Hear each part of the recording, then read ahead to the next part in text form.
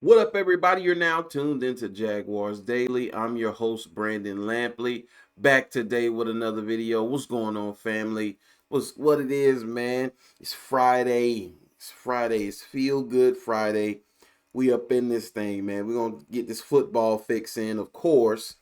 And we got some Jaguar stuff to go over. Not just draft stuff. But it is still draft stuff though. Yeah. But um James Gladstone and Liam Cohen had a pre-draft press conference.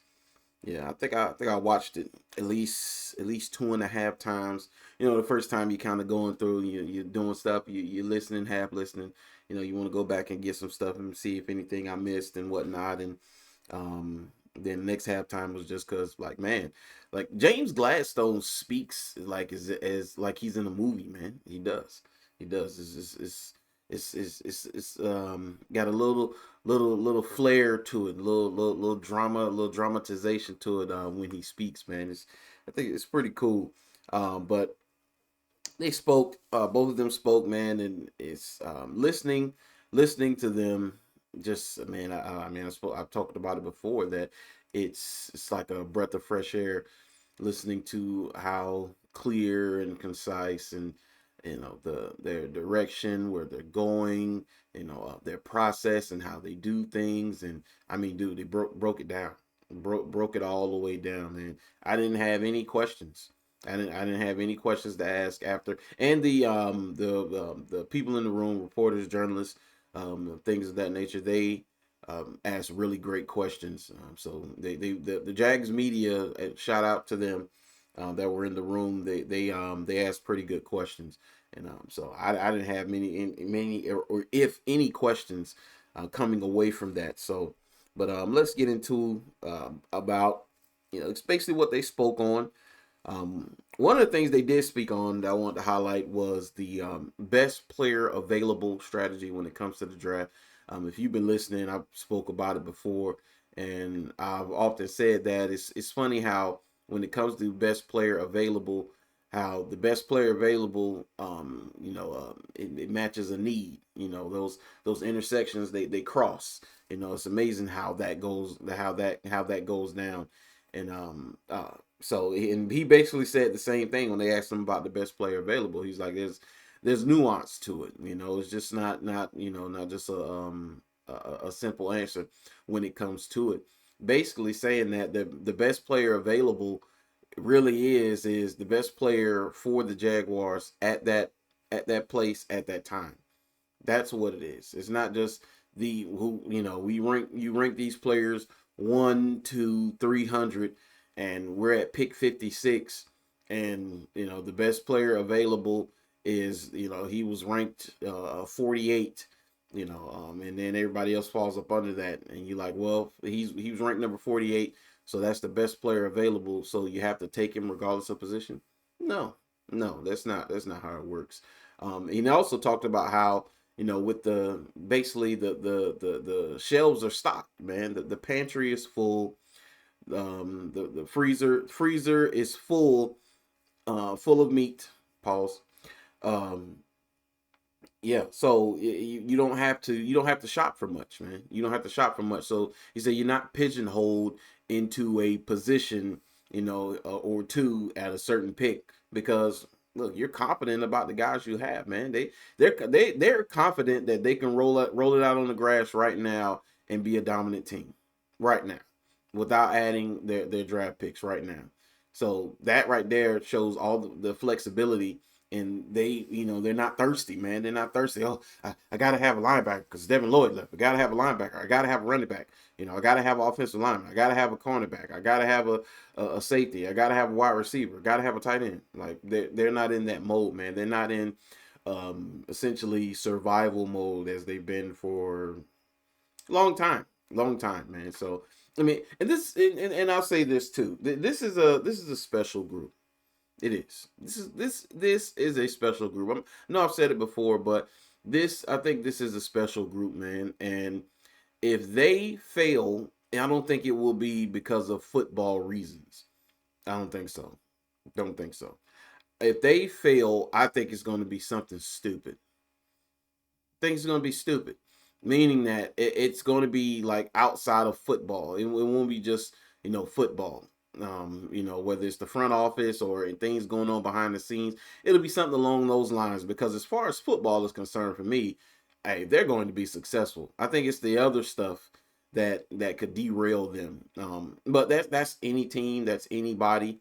But with this group, yeah, as far as football is concerned, I don't think it's going to be a problem. I think it's going to be other factors and something stupid, like what's going on in New England right now, man. You're about ready to go on a generational run with a great young quarterback and probably one of the better head coaches in the league, and certain photos are taken. Man, yikes, is what I got to say to that situation. And yo, you got to be. I don't care what they report and what they said it looked like. You are out of your mind if you think I'll be fine with my wife hanging out with Mike Vrabel, locking hands, and it's just them two in the frame and pictures being taken. To my, there was 6 other people there. Where were they? Y'all were alone. Anyway, we're talking. This is Jaguars Daily, right? I just had to talk about that real quick because that's crazy to me. Um, but but yeah, back to this best player available. This and like I said, this is a great group, man. So I think they're gonna be very, very good for a long time. One of the things Gladstone's mentioned was about staying agile. He emphasized flexibility, saying that the team is constantly running different draft scenarios, depending on how the board falls, of course. He described it as mental gymnastics, preparing for multiple outcomes, since one pick can change everything. So he said no first round pick. But they don't. It's not a problem. It's not an issue. They're not chomping at the bit and sitting, waiting. And they said with the Rams, they waited until pick 104, so they waited even later than they're going to wait at the draft this time around. So it said they're comfortable waiting. Said they're not stressed about it. This is a new territory for them, and more picks, more flexibility. 11 total picks. He said it opens the door for potential trades. Oh, and the Dexter Lawrence doesn't seem like they're really in on Dexter Lawrence. Yeah, that for right now, that's kind of like the Max Crosby thing. I'm sure they made a phone call and that was about it.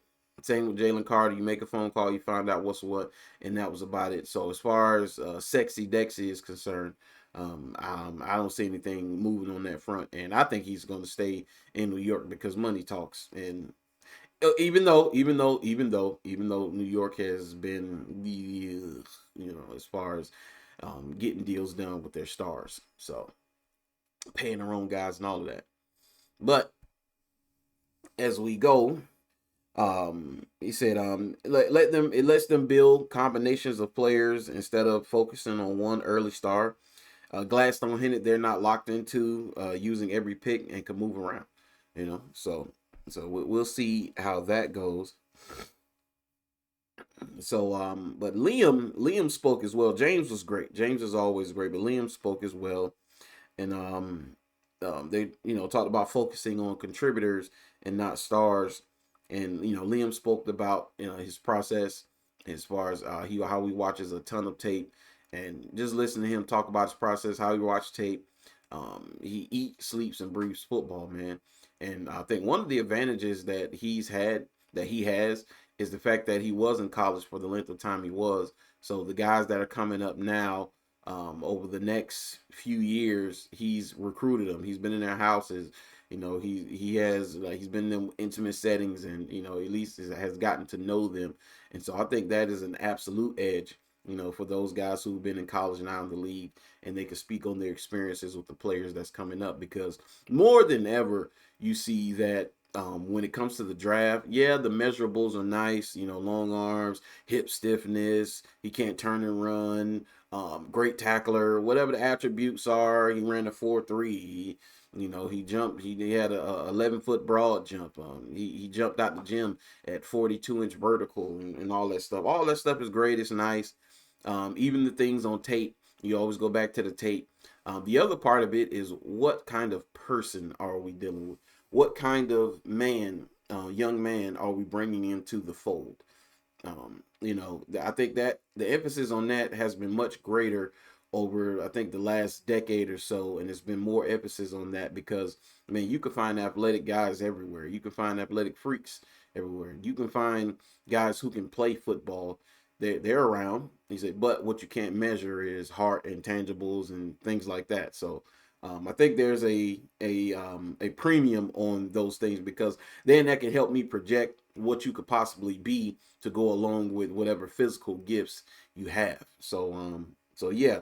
So Liam, I think Liam has an advantage, and from that standpoint, that some of the other coaches that's been in the NFL for a long time that hadn't been in college.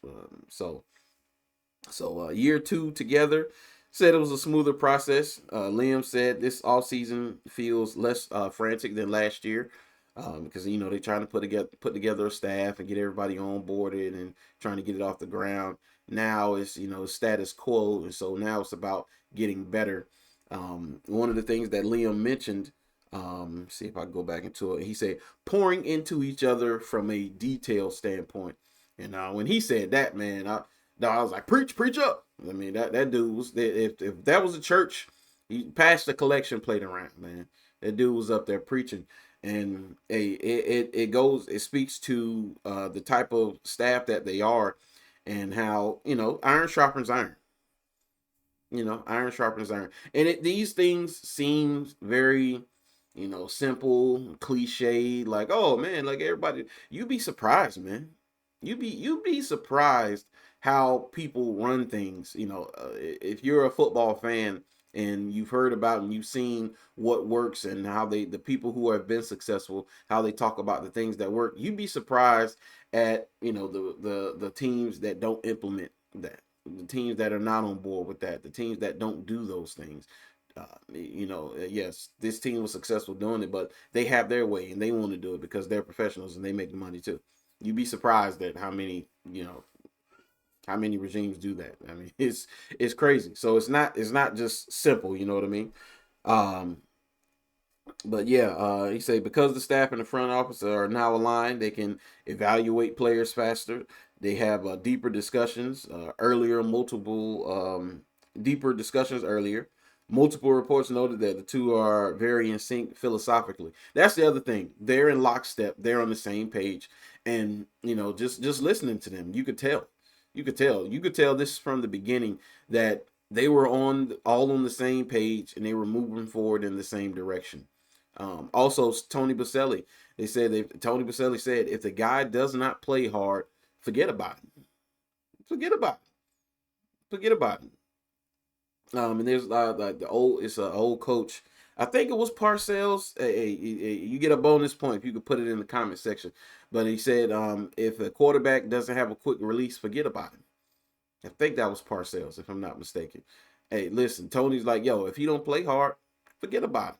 This like if you want to be physical, if you want to be dominant, if you want to be tough, it starts up here. You have to have that mentality, from top to bottom.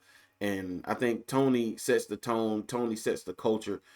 This is something that they lacked the previous couple of years. Man, they lacked physical toughness. They talked about it a lot. They lacked culture. They talked about it a lot, but seemingly nothing was ever done. So it's good to know that we don't have to worry about that anymore. So yeah. So Gladstone mentioned there's a strong group of pass rushers which could push those players off the board early, likely before the Jaguars pick. Yeah, so this is where him mentioning edge rushers and how deep it is. You think about it like, okay, it's a deep class, so they may be able to stand pat at 56 and get a guy that they value, but there's opportunity to probably trade up to go get another guy that they may value. So they right now the chips they have everything at their disposal and it's in their hands because you have the ammo to trade up to go get a guy who falls because somebody falls. Somebody falls at a position that you want, need, or like. It's every year. So I expect it. them to trade up if it's feasible, if the price is right, and a guy that they really like has fallen further than they thought he was going to fall. So, um, yeah, that's I think that's about it. I think I covered it. Just listening to those guys. Can't wait for the next press event, at the conference or whatever, and listen to them talk. Wait, ready for the draft. Soon to come. I think it's what 14 days away. So, yeah, we'll see how it goes. But we're gonna get into a Jaguar player before we get out of here. Oh yeah. We about 15 in. So, yeah, Travis Hunter. Liam Cohen. They spoke about Travis, and he said he's expected to be limited throughout the offseason workouts, the OTAs and whatnot, but should be a full go for training camp. Yeah, he should be ready to go for training camp, and I expect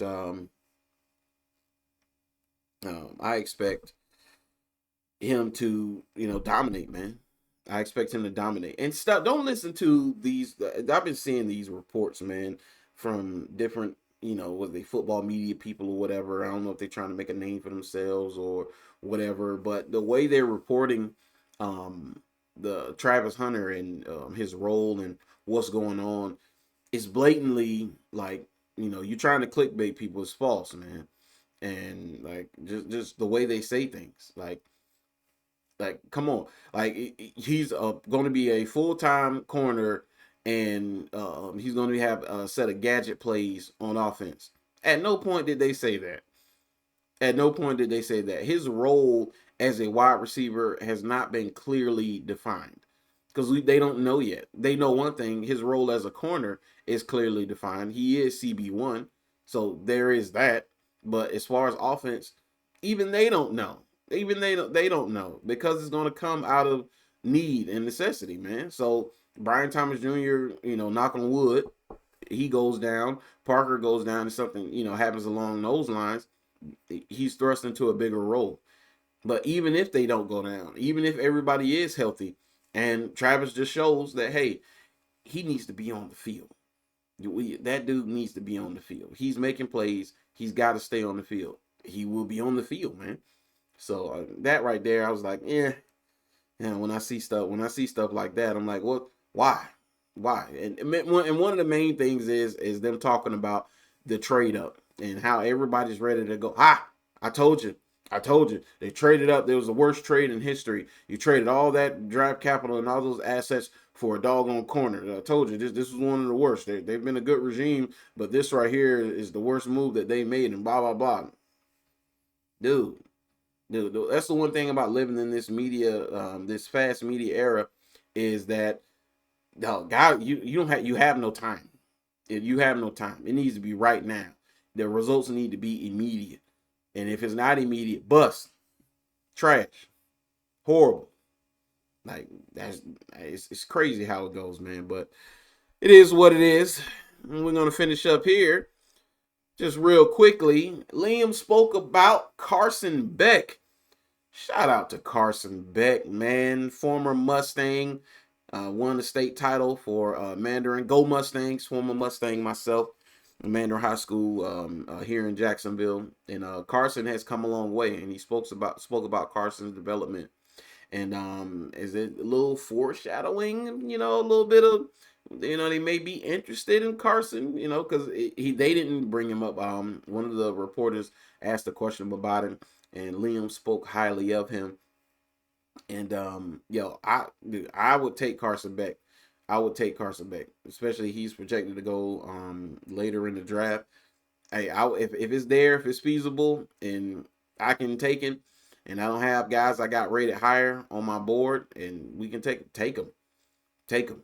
Yeah, I would definitely take him because I think Carson Beck. I don't know how good he'll be, but I think Carson will play in the NFL for a long time. Even if it's as a backup / journeyman, it'll be for a long time. Because he has all the physical tools that you're looking for. So it's what it is. Leave it right there. Make sure you like, share, and subscribe. Follow me on all of my social media. I appreciate you guys. Shout out to all the new subscribers. Hey, make sure you check me out on Spotify and Apple Podcasts. Give your boy a 5-star rating if you will. I appreciate it. But until next time, I'll be back with more videos. I'll talk to you guys later, man. Peace out.